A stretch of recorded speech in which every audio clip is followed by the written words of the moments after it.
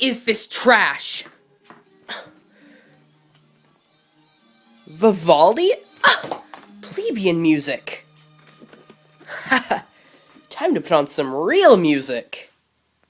Here we go. A little dark side to counteract with that trash.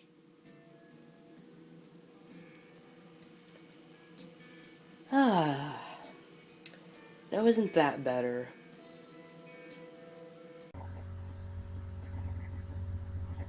Hello, and greetings from your friend, the Prog Snob. I'm terribly sorry you had to endure all of that. I have no idea why there was Vivaldi playing in my room. Or why I own it. Anyway. But I'd like to welcome you to my show, the Prog Snob, where we will listen to, analyze, and admire music from the progressive genre. This first video is a sort of introduction or trailer to my show, and I hope you'll watch it just to get some information on the show before it officially starts. Now, the first thing I'd like to discuss, out of all things, because this is a show about progressive rock, which there's a lot of argument over what is prog. Well, it comes down to a lot of things. Some people say time signature is a thing, and that if a song's in 4/4 time signature, it can't be progressive. Some people say it comes down to the lyrics. Are the lyrics generally progressive or more thought-provoking than general music? The instrumentation, technological advances in that. And some people relate it to the idea of concept albums and just general music that invokes the sense of a concept album. Now, for me personally, and this is why I'm addressing this at first, because what prog is comes down to what content I review. I don't have a very snobbish opinion on what prog is. Essentially, my definition of prog is music that deviates from the norm in some way and inspires musical progression. Some people argue over whether or not Pink Floyd is progressive, for example, because some of the music isn't in an odd time signature, or, some of the lyrics may, in certain songs, be more typical to general music. Now, however, I consider them to be progressive because they fit my definition of music that deviates from the norm in some way and inspires musical progression, which I do believe that Pink Floyd has done. That's the definition that I'm generally going to be using. Is this music that we're reviewing progressive in that sense? I don't really take into consideration as much things like the time signature or the technological advances. Those will be discussed in the video. I just don't take them into consideration with whether or not something is progressive. Because I believe, ironically, for something to be progressive, it can't fit a strict set of rules for something. So, all progressive music is different. Progressive music even spans different genres, some of it being metal, some of it being rock. And before you guys go crazy on me, yes, some pop and new wave would be progressive. For example, David Bowie. He wasn't necessarily rock in most senses. He was more along the lines of pop or new wave. But he was definitely progressive. I mean, he inspired a lot of musical advances. So, yes, he may be discussed on a show that is primarily going to discuss progressive rock. Because most prog will be progressive rock, but, it goes through so many different things. It's progressive rock is progressive and therefore doesn't fit a general sense of rules. The mail just came. Okay. Now, just about the show in general, I want this to be sort of educational as well as entertainment. By that, I mean I want this to invoke a sense of musical exploration, both for me and the viewer. So basically, well, I do want to start off the show by reviewing some, more well-known progressive rock albums, maybe some that stand out in the genre as being some of the most prominent. I do want to do some reviews of lesser-known ones, lesser-known musicians, albums, things like that, because I really think it's important when discussing music, and especially one that is genre-specific, because I am a genre-specific viewer. Um, I think it's extremely important to do a variety of things. Um, Most progressive rock, thinking about my collection of music that I generally listen to, is English progressive rock from the 1970s. I think that's the general stereotype of progressive rock. However, considering that progressive rock is a big genre, there's a lot outside of that. And I do need your help, great viewer out there, to help me to discover some of this stuff. Because, I mean, no one knows all the music out there. I definitely don't. So, if there's a certain musician or album you want me to review, let me know. I have a record collection, CDs and records, that I will be starting with. It's not a great collection. I just started collecting physical music, but that's pretty much what I'm going to start with because I think it's easiest to start with what you physically have. But outside of that, I mean, I'm going to have to branch out. And that's, I need some audience participation there with that for suggesting new music. Like I said, with my music collection, that's what I plan to start with. I have quite a few vinyls and quite a few CDs. That's mostly what I want to start with. And also because I do like to do, on the subject of my videos, I want to do a cover art analysis before we get into the actual album. And I think physically having it there, especially if it's a vinyl, because they have really nice, large cover art, I think that's a good place to start by having it physically. On the subject of that, the way I'd like to do my reviews is primarily reviewing things in album form, especially progressive rock, because, while in other genres, bands may not put a lot of care into their albums and may just put songs in where they feel needed.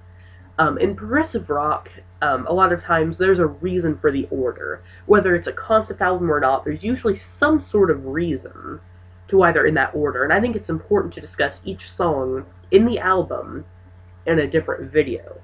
And also, like I said, I'd like to do a cover art analysis, because I believe in progressive rock, there are some of the best album covers in this genre. And, of course, I'm a bit of an artist myself, so, a little bit of bias there. And speaking of bias, that is something in my videos I'd like to stray from. See, when it comes to me actually performing music, I've been a vocalist for about 5 years now. That's generally what I do. On the subject of playing music, I play the ocarina, which known for Zelda.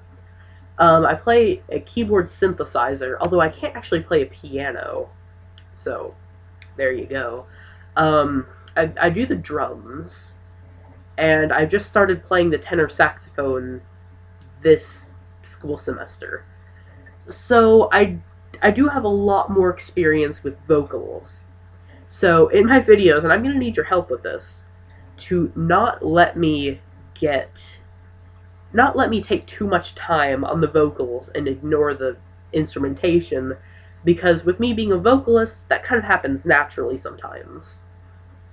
So, I just wanted to let you guys know, in case there is an accidental bias, you are allowed to point me out on that, because I don't want to accidentally put all of the effort towards vocals and lyrics, because that is my area of expertise more, so. So, in my show, I'd like to cover, not just reviews, but I'd also like to do lists of things, maybe certain, for example, not sure if I'll do this, but like, top 10 concept albums, or, things along those lines. A list that counts down something that relates to a certain topic. I'd also like to do certain films involving progressive rock. Two off the top of my head would be Pink Floyd's Live at Pompeii and Pink Floyd's The Wall. There aren't many films involving progressive rock, but those are just two I can think of. Um, so I don't want it to just be the same thing. I know when you review music, you tend to not have a lot of stuff to go off of, but I think with progressive rock, we do. So as you can see, I don't have very good film equipment. The intro to my video was filmed on an iPhone 4, and this filming, as you can probably see, is not the best because it's on a laptop webcam. Yeah, I really don't have the best film equipment. See, I am a 15-year-old who is too young to be technically employed. And the way that I make money is by freelance writing. So, I don't really have much money to do stuff with. Now, maybe later on... excuse me, I have a bit of a cold. Maybe later on, when I can actually get a job, I can put more money towards the actual technological parts of my show. But for now, we just have to make do with what we have. And what I have is a phone and a webcam. But, you know, I still hope the show will be good. I'm going to make my best effort to get past the lack of technology that I have available, and to make an attempt to actually, you know, make it as high quality as possible. Because honestly, even if my content itself is good, if it's not a high quality of viewing, it's not going to be pleasant to watch, and that's something that I'm trying to work on. So just bear with me now. The show's just starting, and I'm just kind of trying to put together my resources and see what I can do. Another thing is, it's likely that I will not use a script, really. Right now, I'm not going off of a script, I'm just going off of my head. And that's because I compete in speech events at my school, and the event that I do the most is impromptu speaking. And basically that's speaking without a script, so that's what I've gotten used to. I'm a lot better when I don't have a script. So when I'm doing my actual reviews, I will jot down different notes and things like that to keep me on track and to keep me, you know, things like that, but I don't think, for the most part, I'll use a tight script, because that's just not what I'm really good at. It'll come off as stilted, and it just won't work, I don't think.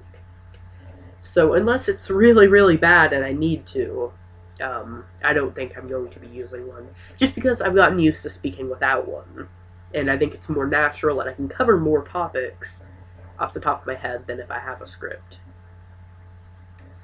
So, I think that covers pretty well the basics of my show and how things are going to go.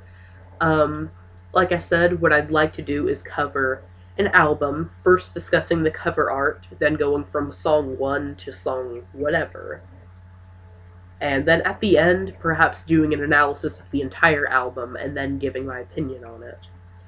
Because I feel in progressive rock, it's important not to just review an album and say, oh, it's good. I feel like there's a lot more analysis involved in it than that. And you have to really analyze each individual part of the album. At least in my opinion. And, you know, if you feel a different way, feel free to tell me. So one thing I'd really like to work on in my videos as well, and it's something I haven't done on my previous channels, but I'm starting to realize it's a good idea, is to work on accessibility. And by that, I basically mean making my videos available to people that videos may not typically be available for. For example, my first big projects, outside of the actual filming the show, will be working on subtitles for people that are deaf and hard of hearing, so that they can enjoy the videos as well. It seems like a very simple thing, but not a lot of not a lot of content creators make accommodations for those who are unable to hear, and I've noticed that a lot in comments. So I think that's one of the first things I'm going to work on, as well as some foreign language subtitles. Hablo un poco de español, but that's it. I've taken 2 years of Spanish, and I don't speak any other languages, and I don't even think I can do subtitles for Spanish, because I can read it, but not really speak it that well. So I don't know how well I'd write it. So later on, what I'd like to do is to get some people that may speak a language and perhaps employ them to help me get some subtitles in, but that will come after the main English subtitles, of course. And another thing I will be doing in each description of my videos, probably under the general description, there will be a content warning in almost every episode, because it's progressive rock. We're going to tackle some subjects that aren't exactly pleasant, and a lot of people may not want to have to see those. So, in pretty much every video, I'm not sure if everyone, it just really depends, but if there's anything that I find to be maybe questionable, maybe something that'll make people uncomfortable, or people have like PTSD or something, if I feel like they may be uncomfortable with the subjects discussed, there will be a warning somewhere in the description. So if you happen to have any triggers or any sensitivities like that, or you just have some things you just really don't like to see or have them discussed, then there should be a content warning. And if not, if you have problems seeing something that may not have been discussed in the content warning and you're afraid it might come up, don't be afraid to contact me. I'm perfectly fine with that. I want everyone to be comfortable with what they're seeing, and if they don't want to see something, I don't want them to have to see it or accidentally see it. So if there are sensitive topics, that will be addressed in the description. Generally, not that it really matters, but I'd say my show probably has a PG-13 rating. I don't really know how to determine that, but I'd say right now, off the top of my head, probably the most mature thing I know we're going to cover in my show would be the film of Pink Floyd's The Wall. That's probably the most extreme things are going to get, with nudity, violence, sexual content, drug use, things like that. That's probably the extent of it. So if you're comfortable with seeing that film, you're probably going to be fine with everything else. But I'd say that's the most extreme. And of course we'll cover the album, which really isn't as bad with that stuff because you're not, seeing it. But Pink Floyd's The Wall is probably the most graphic, off the top of my head, the things are going to get. So, like I said, I'd like to make accommodations for people that may not be able to usually enjoy such videos, and there will be content warnings. It's not just for people with things like PTSD. If you're generally uncomfortable with something, feel free to check out the content warnings, and feel free to contact me if that's needed. I'm perfectly fine with that. And actually, good for you, for looking out for yourself. That's good. So, that's pretty much everything. This video turned out to be a bit long, but there was a lot to cover, I feel. That's about it. Basically, we discussed what prog is, what the show's going to be like, and different outside projects and things like that will be going on with it. So, what I'd like to do at the end of each actual review I do is expose the next album that I will be reviewing. And because I haven't done one yet, I suppose it's time for me to do that right now. The first album we will be reviewing was partially hinted at in the first skit on the episode, but we will be reviewing Dark Side of the Moon, which by most people is considered one of the most influential progressive rock albums. Um, Now, I would argue with that. I would say there are some others that maybe tie in more to the progressive rock genre and things like that.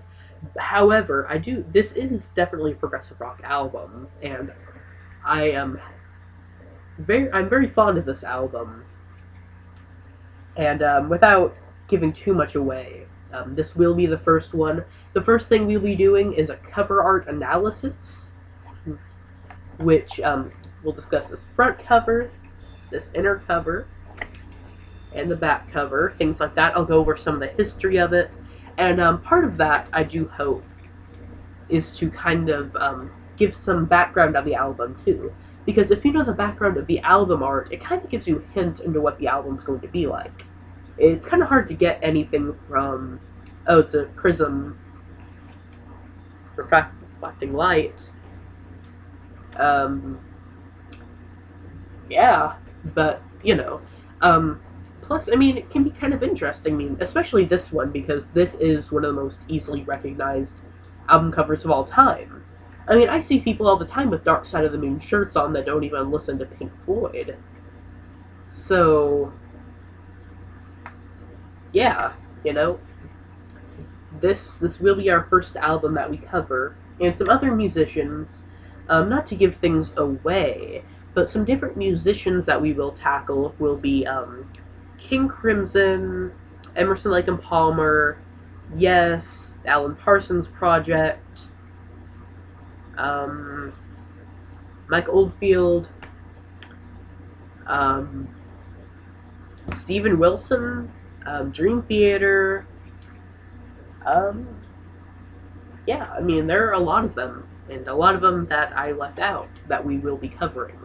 Now, as you can tell, most of those were classic progressive rock because that's my area. That's mostly what I specialize in.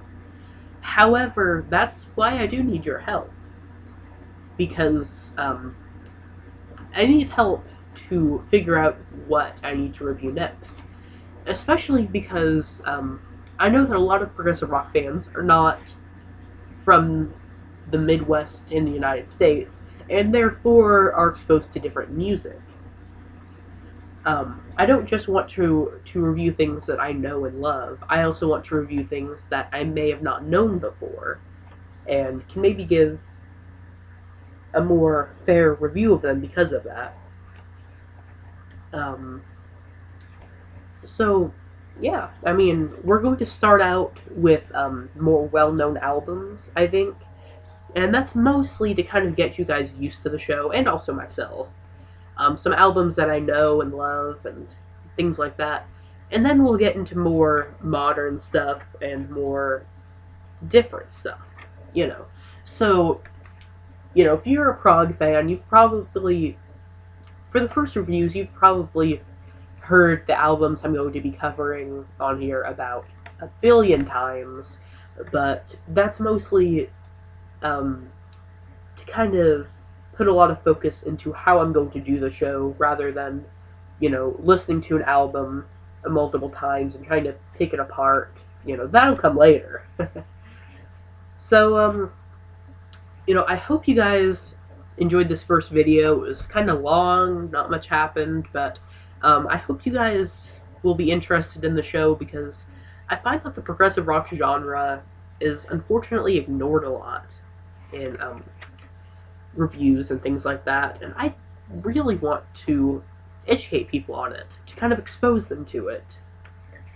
And I hope you agree with me on that it's a good genre to spread to people, because it takes a lot of people a long time to get into it, and some people never do, you know. But, you know, I think it'll be good. Thank you for joining me, and I hope to see you next time when we cover Dark Side of the Moon. I'll see ya.